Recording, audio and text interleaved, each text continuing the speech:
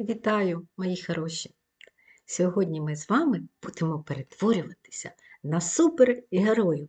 А для цього, знаєте що? Для цього ми виконуємо супергеройську ритмічну рухливу вправу. І це нам допоможе стати сильними, сміливими, спритними, уважними і гарно все пам'ятати. Тож починаємо.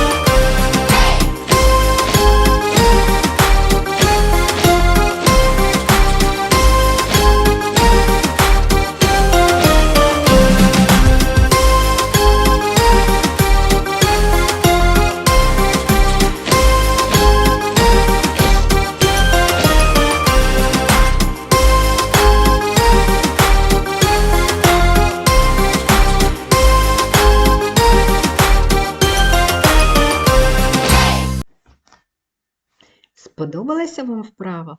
У вас все вийшло? Так, я думаю, що у вас все вийшло і вам сподобалося. Дякую вам, мої хороші. До зустрічі!